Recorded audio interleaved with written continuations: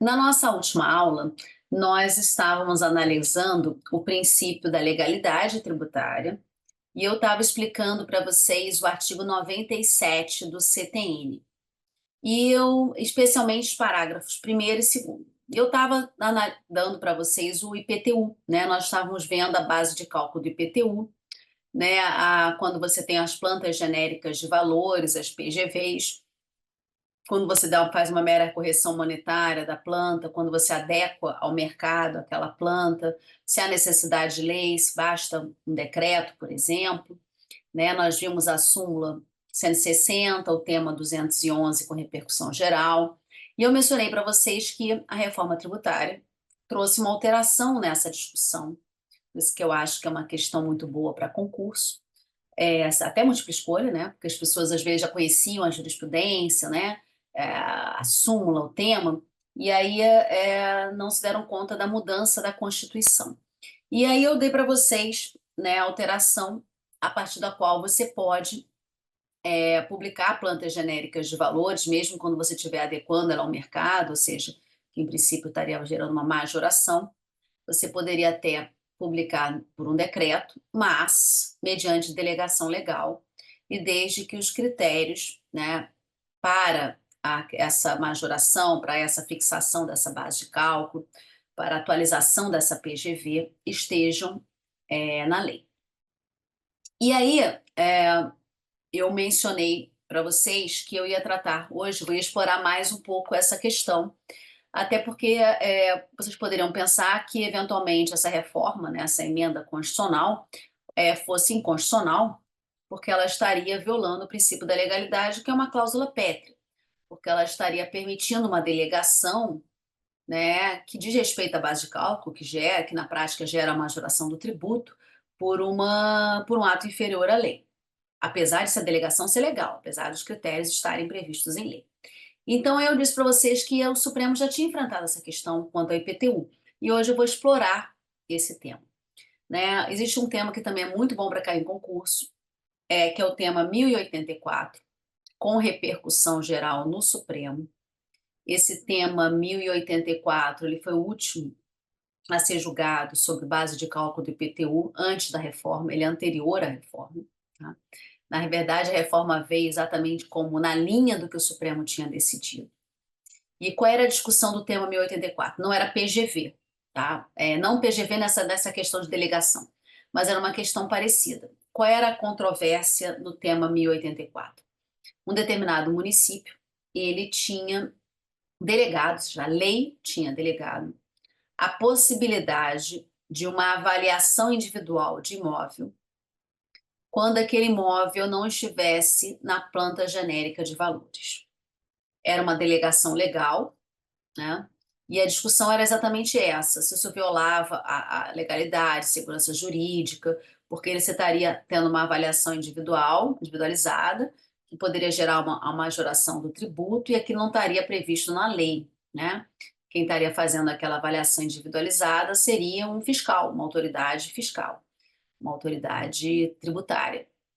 E se isso se poderia ser possível, né? Se não fere isonomia, né? Porque algumas pessoas seguiriam a PGV e alguns imóveis que não estão previstos na planta genérica de valores teriam uma avaliação individualizada. Então, você sairia de uma estimativa para uma avaliação individualizada.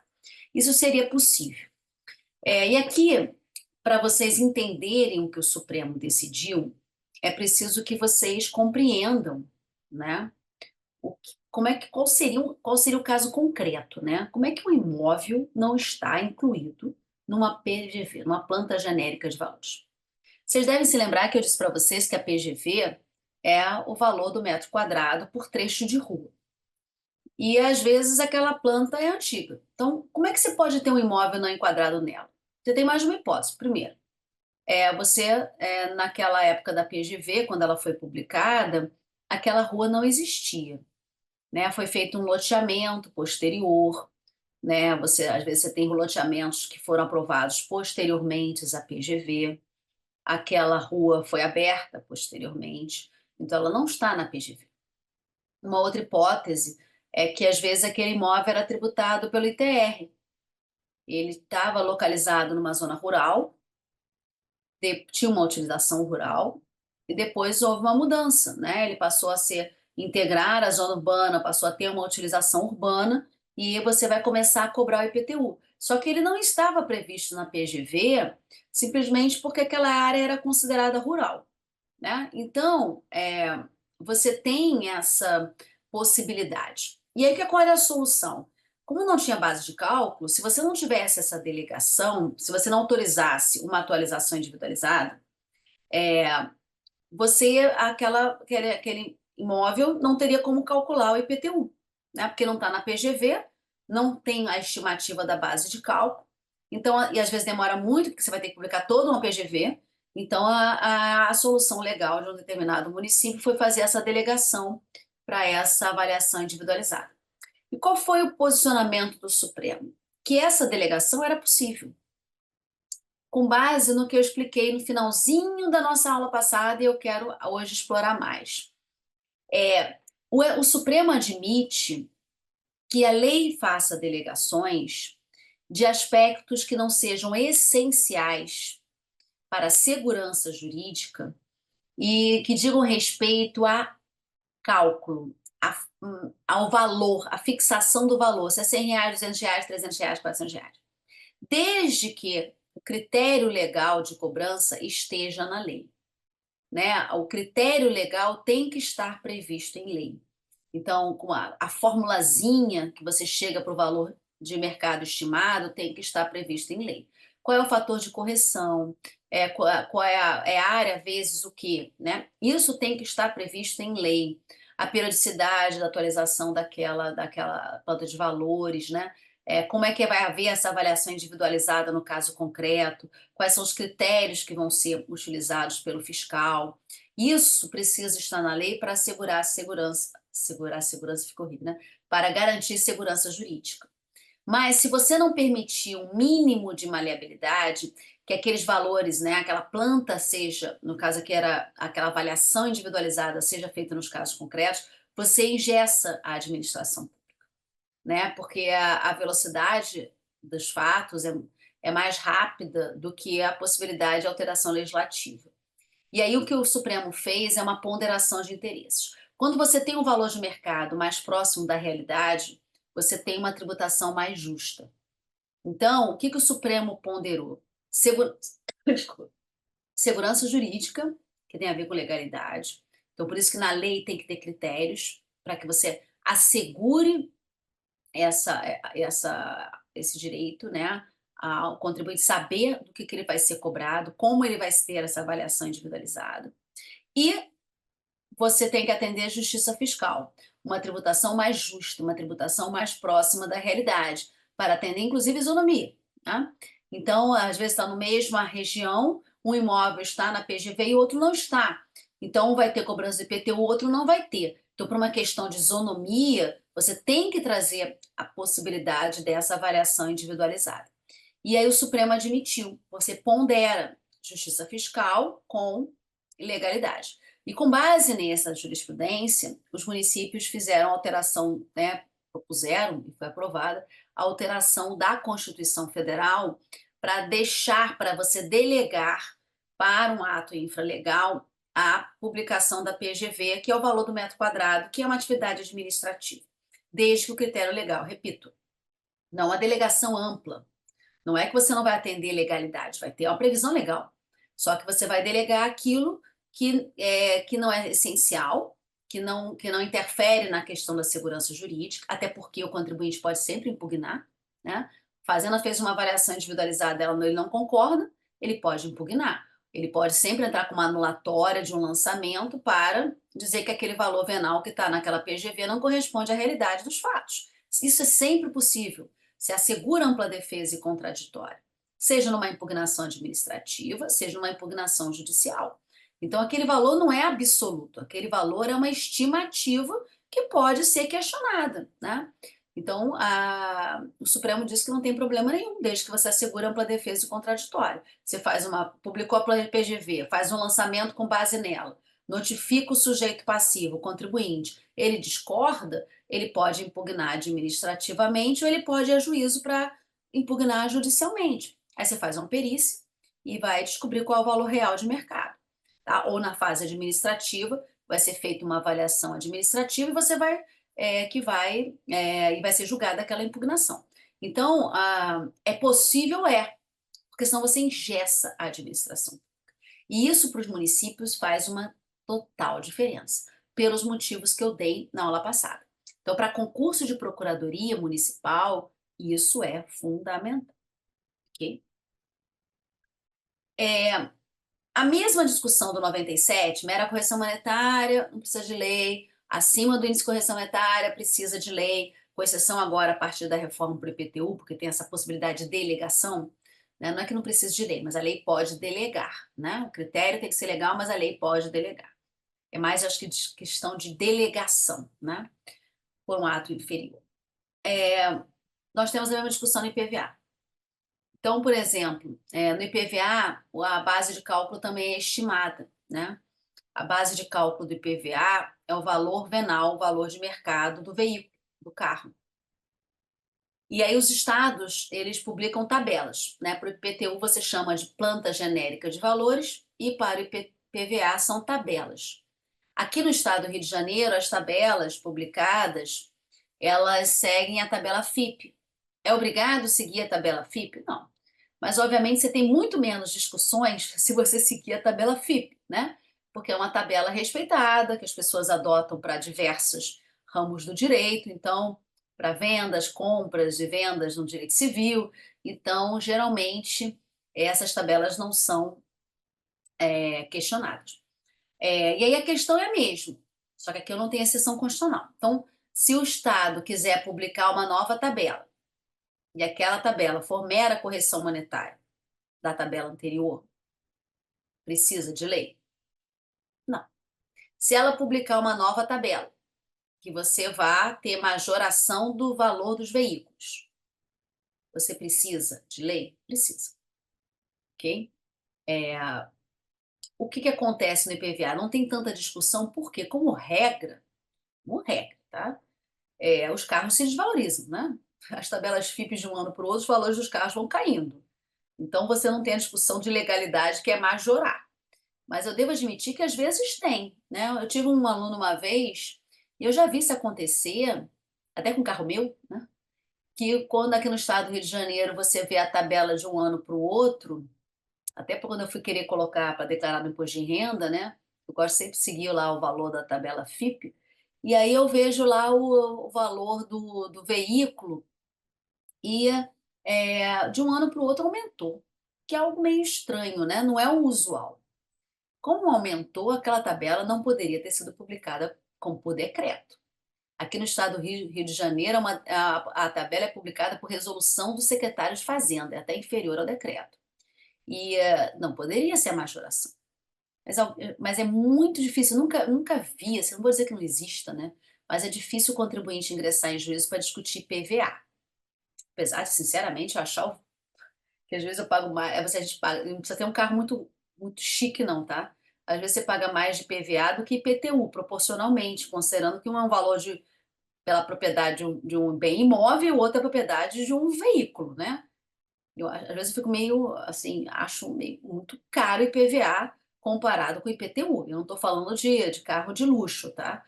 Mas assim, eu acho uma coisa meio desproporcional. Mas a verdade é que no Rio de Janeiro você não tem muita discussão de IPVA quanto a valor de mercado, mas você tem muita discussão de IPTU sobre o valor de mercado. E são dois impostos lançados todos os anos, né? E, então, assim, isso é interessante. Eu acho que até é uma questão um pouco cultural. Ok? Então, assim, essa é a minha opinião, tá? Mas, então a gente tem essa discussão. Ficou claro? Então, 97, terminamos. Quando a gente fala em legalidade, existe um princípio legalidade é o princípio constitucional explícito. Existe um princípio que é constitucional implícito e que decorre de legalidade, que é o chamado princípio da tipicidade. Tipicidade. É uma limitação ao poder de tributar, só que ela é implícita. Toda vez que a questão chega ao Supremo, né, a discussão é que aquela norma viola, ou aquela cobrança viola o princípio da legalidade e o da tipicidade. Geralmente eles estão sempre juntos, tá? Porque um decorre do outro. Na verdade, a tipicidade decorre da legalidade. Eles são dois princípios complementares. O que estabelece o princípio da tipicidade? Esse princípio, ele diz que todos os elementos do fato gerador devem estar previstos na lei. Ou seja, a preocupação da tipicidade é com o conteúdo da norma. A preocupação do princípio da legalidade é com a forma. Então vejam o que eu até disse na aula passada. Na legalidade, a pergunta ela é ordinária ou complementar? Pode decreto, pode delegar, pode MP? Essas são discussões de legalidade, são discussões de forma. Legalidade tributária, reserva legal, são discussões de forma. Tipicidade, a preocupação é do conteúdo. O que precisa estar explícito na norma? O que deve constar da norma? O que pode também ser objeto de delegação, né? Se lembra que os dois princípios se complementam. O que eventualmente não precisa estar explícito na norma, mas que a norma pode delegar, tá? Então, isso tem a ver com conteúdo. Então, tem mais a ver com tipicidade. Forma é legalidade, conteúdo é tipicidade. E aí eu tenho duas maneiras, são duas correntes de como você analisa o princípio da tipicidade. Eu tenho a chamada tipicidade fechada ou cerrada, que eu diria que é uma tipicidade que é, vamos dizer assim, que no Brasil durante muitos e muitos anos foi quase um dogma, né? Sempre foi durante muitos e muitos anos a corrente majoritária, por causa da segurança jurídica, né? É muito comum alguns autores como Ives Gandria, Roque Carrasa, né? Eles defenderem tipicidade fechada e legalidade cerrada. Os contribuintes muitas vezes vão em juízo para alegar isso, né? Porque tem a ver com segurança jurídica, cláusula pet, interesse do contribuinte. Então, durante muito tempo, essa foi a corrente majoritária. Então, o que diz a tipicidade cerrada ou fechada? De que todos os elementos devem estar contidos na lei. Então, você não deve ter delegações, você, é, você não deve usar conceitos indeterminados na lei ao definir fato gerador. Tudo tem que ser muito cerrado, muito claro, muito explícito, por causa de segurança jurídica, para não dar margem a interpretações da fazenda.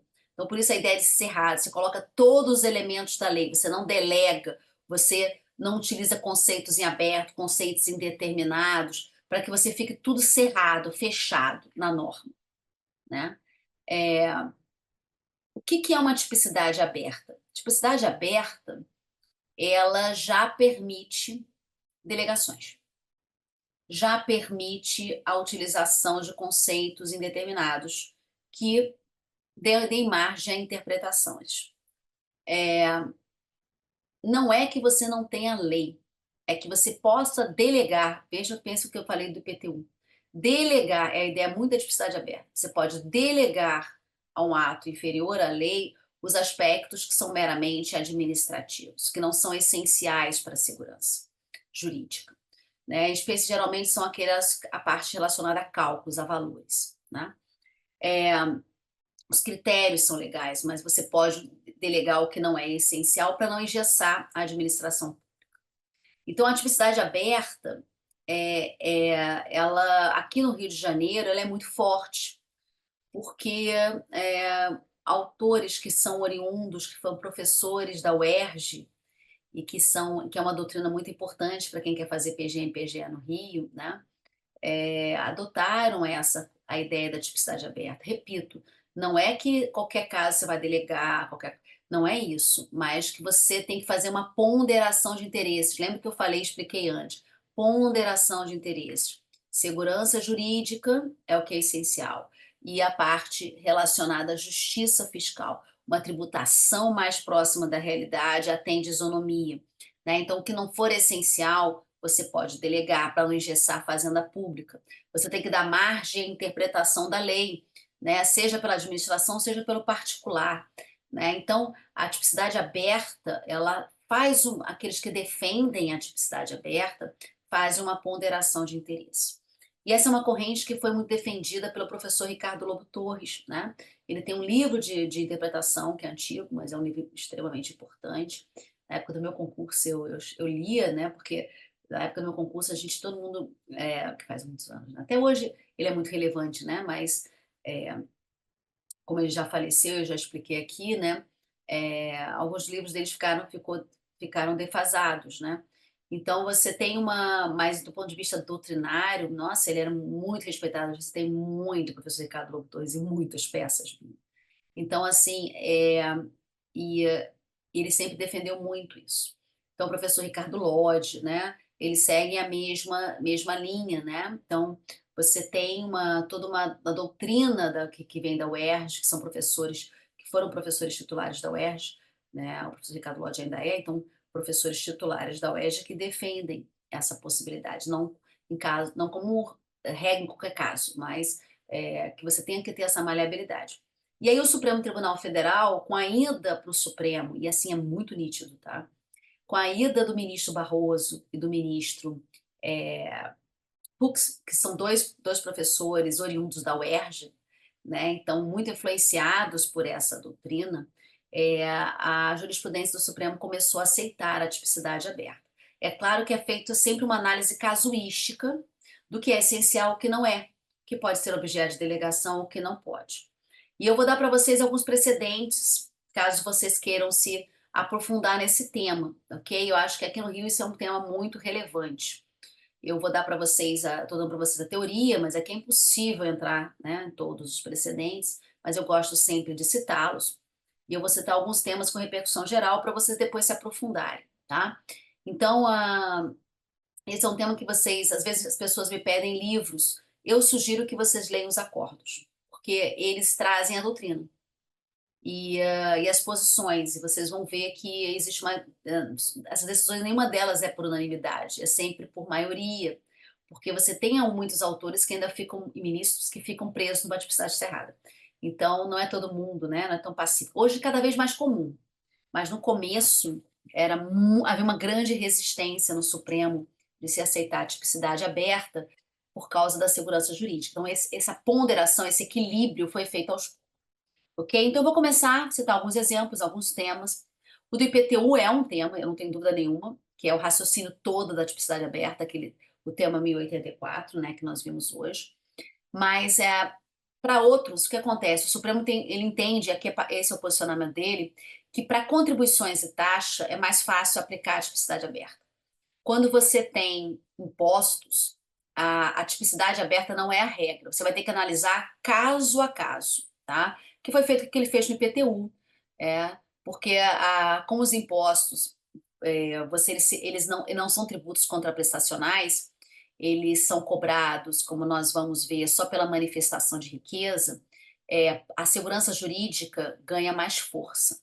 Tem que ter mais, a regra precisa ser mais robusta, né? Então, a tipicidade aberta eles admitem em alguns casos, que foi o caso do IPTU, ok?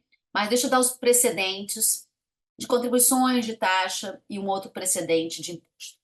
Essa corrente no Supremo começou a ganhar força com dois precedentes que o Supremo julgou junto. Os dois precedentes foram julgados na mesma época. O primeiro é o tema 540 com repercussão geral, 540 com repercussão geral.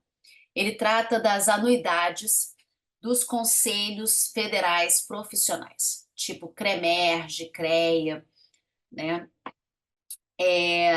Essas anuidades, segundo o Supremo Tribunal Federal, e quando a gente for estudar as contribuições, eu vou me aprofundar, elas têm natureza tributária, elas são contribuições para fiscais, elas são tributos, né? Então, por isso a discussão da legalidade. E aí o que acontecia?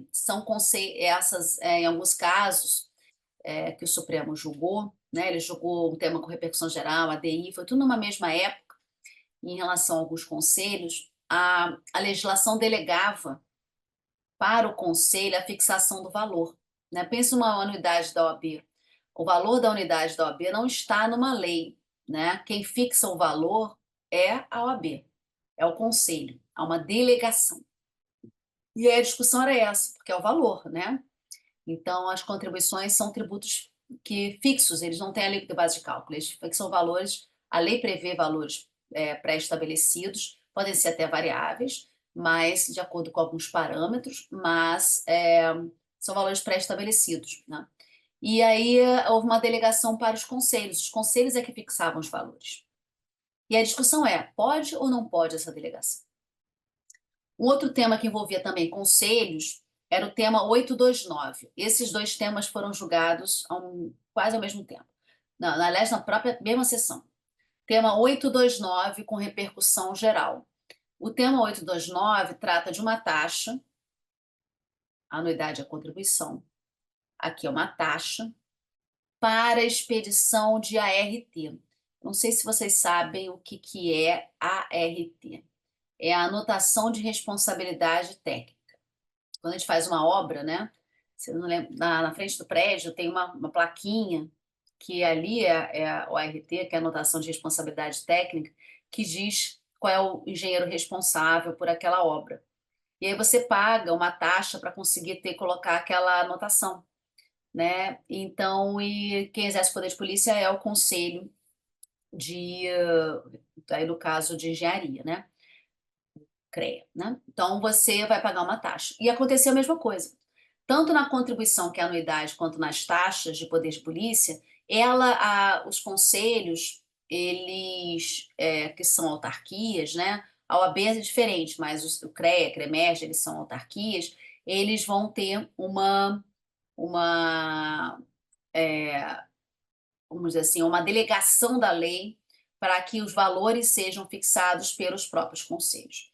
E a discussão era essa, como é valor, às vezes você muda, o valor aumenta de um ano para o outro, sem lei, né? Porque houve uma delegação.